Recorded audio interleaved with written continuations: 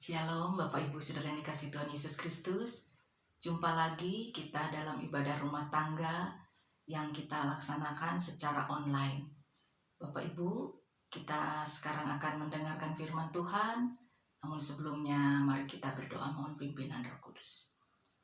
Segala puji syukur kami naikkan kepadamu Bapa. Terima kasih Tuhan, Engkau masih memberikan kami kesempatan untuk bersama-sama beribadah kepadamu. Dan saat ini kami mau mendengarkan firman-Mu. Tuhan tolong kami, kuasai hati dan pikiran kami dengan kuasa Roh Kudus-Mu ya Tuhan.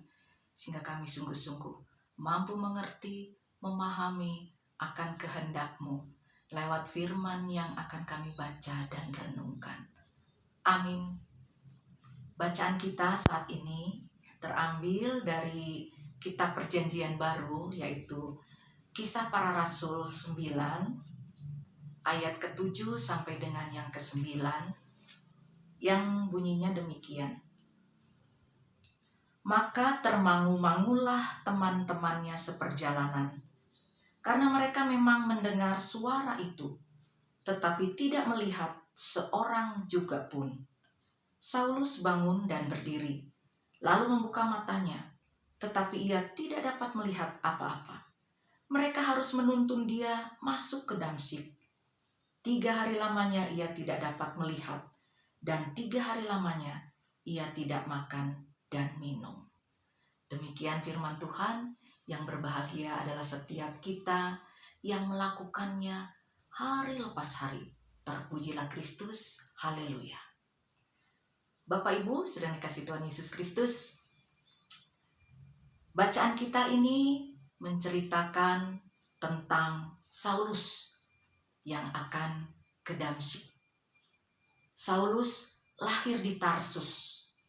Ia dididik oleh Gamaliel. Saulus disebut juga Paulus. Saulus ini orang yang sangat membenci kepada orang-orang yang mengikuti jalan Tuhan. Orang-orang pengikut Kristus. Kalau kita lihat di ayat yang ke-1 dan juga ayat yang kedua. Di sana dikatakan Saulus hatinya berkobar-kobar untuk mengancam, membunuh murid-murid Tuhan Yesus. Bahkan ia akan menangkap dan menghukum mereka. Baik laki-laki ataupun perempuan. Begitu juga dengan jemaat yang di Damsyik. Hendak ditangkap dan juga dihukum. Tentunya ini menjadi ancaman bagi jemaat di Damsyik. Saulus berpikir bahwa ajaran Tuhan Yesus itu hanyalah ajaran kosong, menyesatkan. Sehingga ia merasa bertanggung jawab untuk membasmi orang-orang yang mengikuti jalan Tuhan ini. Ia tidak menyadari bahwa yang dihadapinya adalah Tuhan Yesus sendiri. Kehadiran Tuhan dengan kuasanya lewat cahaya yang memancar dari langit yang mengelilingi Saulus, lewat suara yang didengar Saulus dan juga teman-temannya yang bisa Bapak Ibu lihat dalam ayat ke-3 dan ke-4, itu mengubah kehidupan Saulus. Saulus menjadi buta selama 3 hari. Dan selama 3 hari juga ia tidak makan, tidak minum. Dan Saulus harus dituntun untuk masuk ke Damsyik. Bapak Ibu Saudara yang dikasihi Tuhan Yesus Kristus, kita di sini dapat melihat bahwa rencana jahat Saulus untuk menganiaya jemaat Tuhan itu digagalkan oleh Tuhan. Bahkan dirubah. Rencana jahat, pikiran jahat, perbuatan jahat itu dapat menutupi mata hati kita. Sehingga kita tidak bisa melihat, tidak bisa merasakan kebaikan, ketulusan, juga kebenaran. Dengan Saulus menjadi buta, maka rencana Saulus itu menjadi buyar, gagal. Dan di sini juga memperlihatkan ada rencana baru dari Tuhan bagi Saulus. Dan di sini juga kita lihat ada kekuatan, ada kuasa yang tidak terukur. Saulus diproses agar dapat melihat, dapat mengerti cinta kasih Tuhan dalam hidupnya. Agar dia dapat mengenal dengan lebih baik lagi, dengan lebih dalam, siapa Tuhan Yesus yang sangat dibencinya itu. 3 hari tidak makan, tidak minum.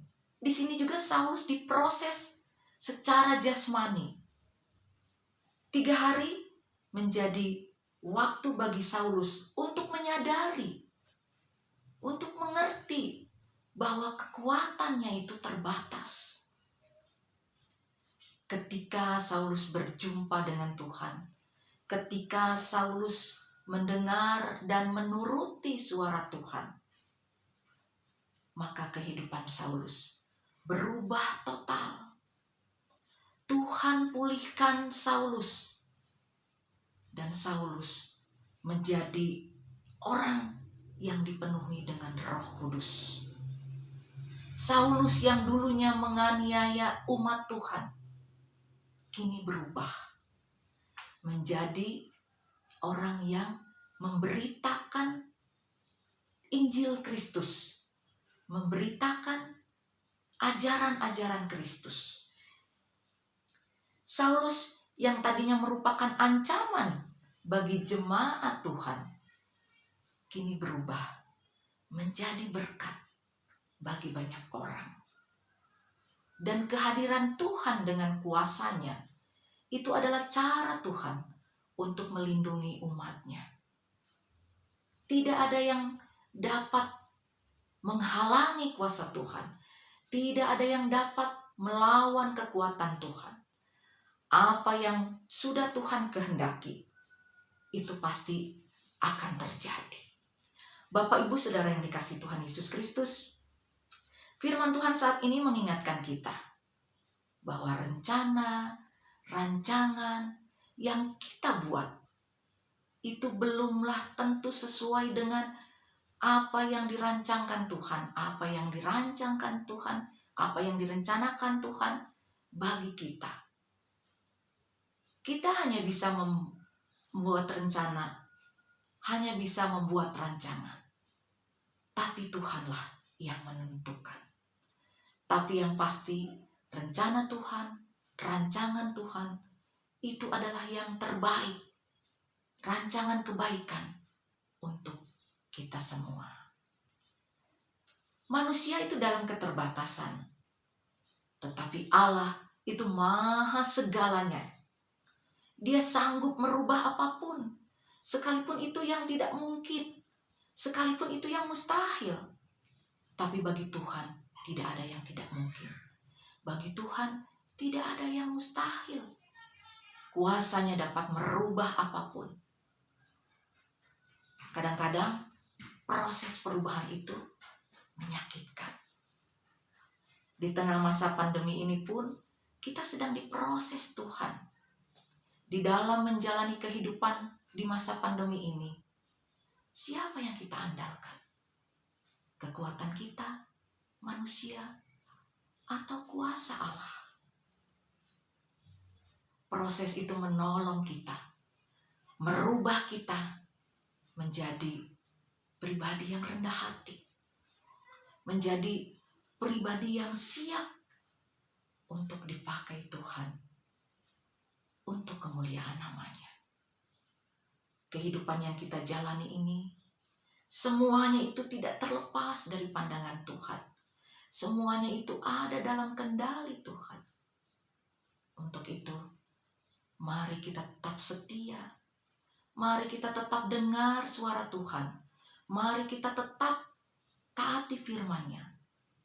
Dan tetap andalkan Tuhan. Tuhan berkati kita semua. Amin. Mari kita berdoa.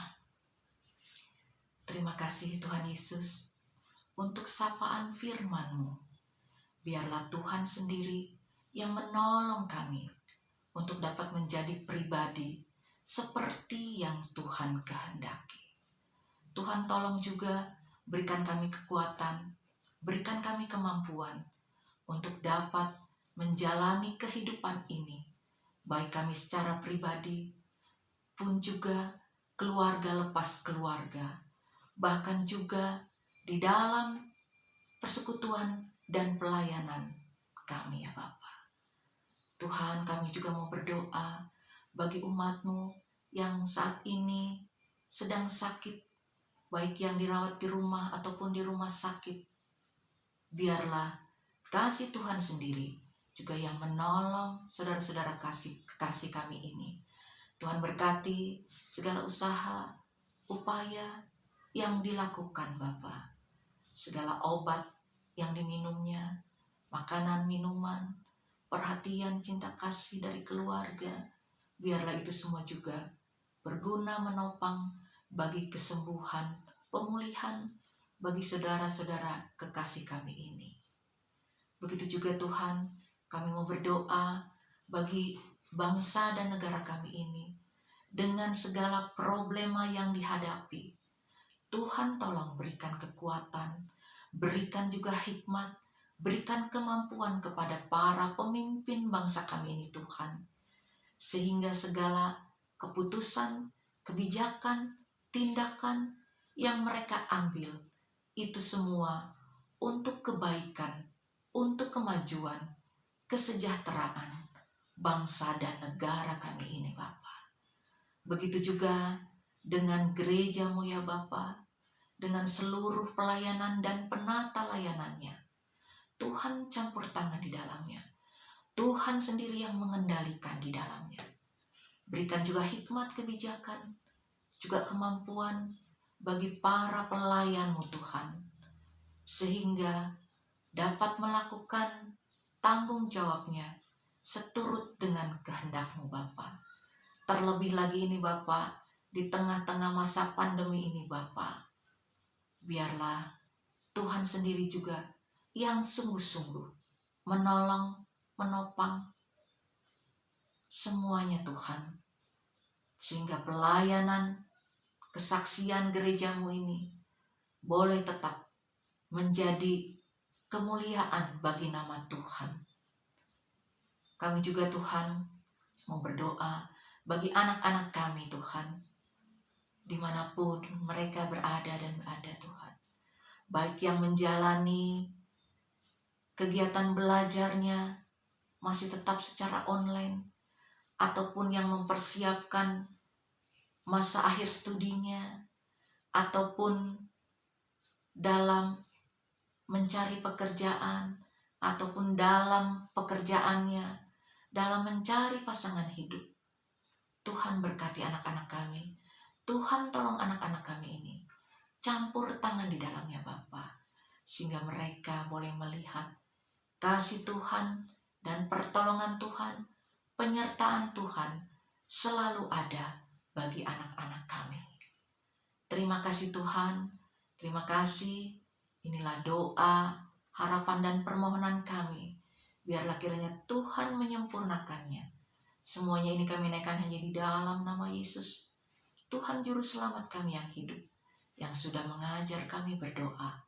Bapa kami yang di sorga, dikuduskanlah nama-Mu, datanglah kerajaan-Mu, jadilah kehendak-Mu di bumi seperti di surga. Berikanlah kami pada hari ini makanan kami yang secukupnya, dan ampunilah kami akan kesalahan kami, seperti kami juga mengampuni orang yang bersalah kepada kami. Dan janganlah membawa kami ke dalam pencobaan, tetapi lepaskanlah kami daripada yang jahat, karena Engkaulah yang empunya kerajaan, dan kuasa, dan kemuliaan, sampai selama-lamanya. Amin.